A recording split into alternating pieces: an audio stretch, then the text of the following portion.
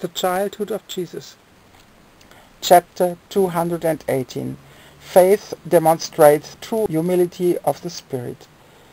Thereupon the little child said to Cyrenius, as the latter began to investigate other matters on the little globe, "Cyrenius, you continue to search in vain, and promptly want the whole hand where I have shown you one finger. See, that is out of the question, for everything requires its time and its established immutable order.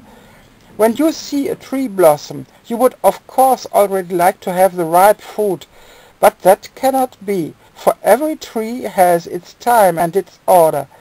Now time and order are established by me from eternity, so I cannot go against myself. Neither can anything be taken away from time and from order. I do indeed love you in all fullness of my divine power, but for all that I still cannot grant you even a minute of fleeting time, for this must flow onward like an incessant stream, and has no rest until it has reached the grey shore of eternity, which is ever constant and unchangeable. Thus your continual probing into my mysteries is rather vain, for by such an approach you still will not come a hair's breadth closer to my depths until the proper time. Cease therefore from such inquiries, and do not burden your spirit in vain, for at the proper time all that shall freely be yours from me.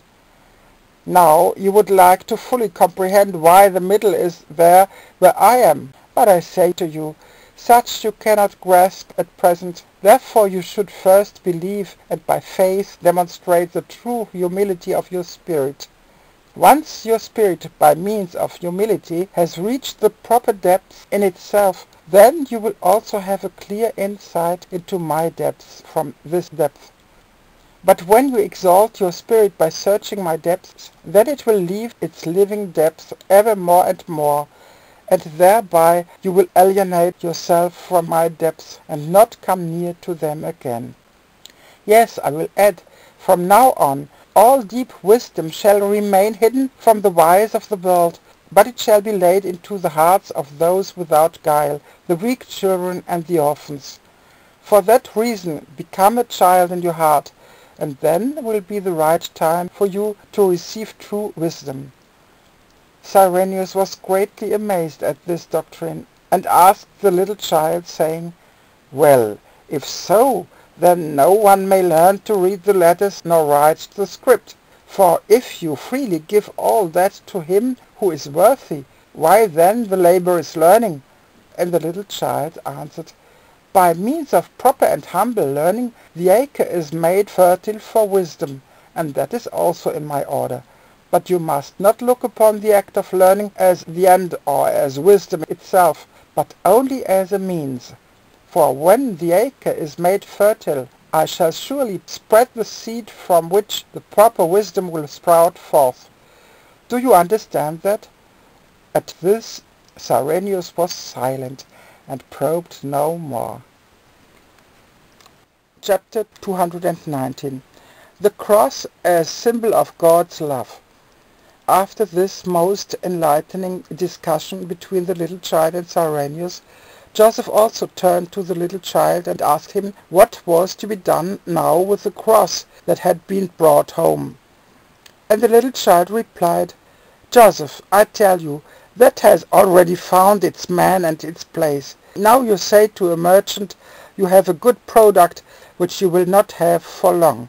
For some buyer who is undoubtedly anxious to buy it will soon appear. And behold, I am also that kind of a merchant. I have brought a good product to be sold to whoever will buy it.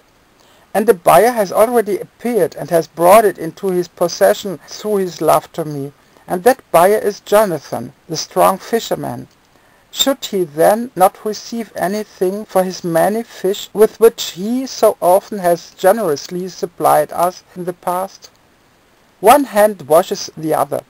Whoever gives water, to him water shall be given in return.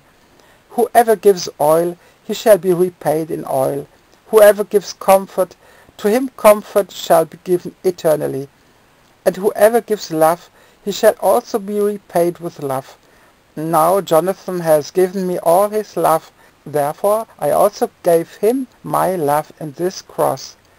You others have, to be sure, also given me love with water and oil, but I tell you, Joseph, pure love is valued more highly by me than that with water and oil. For the cross has now become my greatest love. Therefore I gave it to Jonathan, because of his great love to me. For he alone loves me because of myself, and that is pure love. He loved me without knowing who I am, but you others loved me less, although you knew who I really am. And behold, that was a love with a great deal of water. For that reason you shall never suffer a lack of water in this world, namely in your eyes. Cyrenius loved me with oil, so he shall in days to come also be anointed with the oil of life, as you shall be given to drink of the water of life. But in the future only those who really love me shall fully dwell with me. This discourse of the little child made Joseph thoroughly afraid, and Cyrenius himself made big eyes. Thereupon the little child added, "But on that account you others should not suppose that I shall withhold the cross from you, for whoever has a heart free from the world shall also receive the free cross." This enlightenment put Joseph and Cyrenius at ease again in their hearts.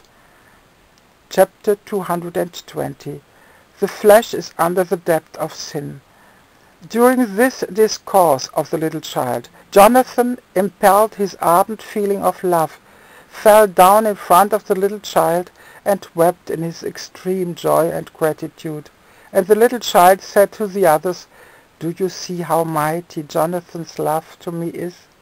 Truly, I tell you, from every tear which now quells from his eyes, a world shall come into being for him in my kingdom.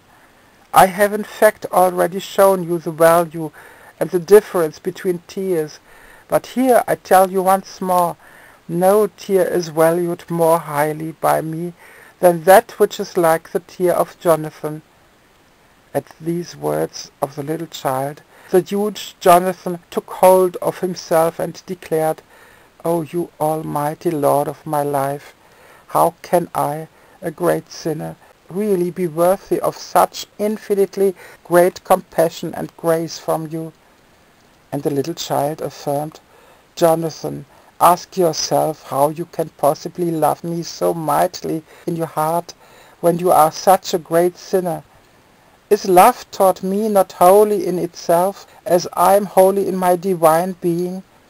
How then can you, as so great a sinner, be capable of enduring such holy love in your heart?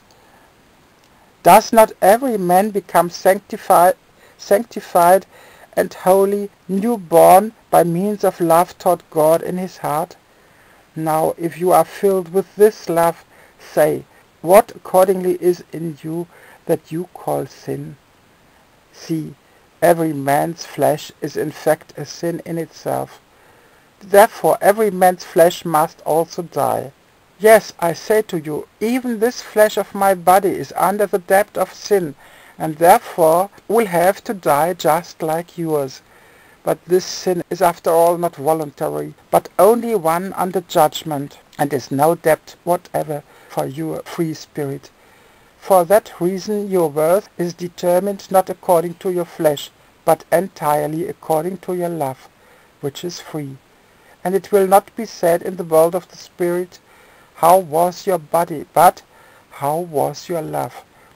Behold, if you throw a stone into the air, it does not remain in the air, but soon falls back to the earth again. Why so? Because it is attracted by the matter of the earth as a love under judgment, which wholly constitutes the stone itself. Why then do not the clouds and the stars fall from heaven? Because they are attracted by the love of heaven. Consequently, if your heart is full of love toward God the eternal living, where indeed will this love draw you, since it alone is free and alive in itself? This last question filled all those present with the greatest bliss, and they all knew where they stood.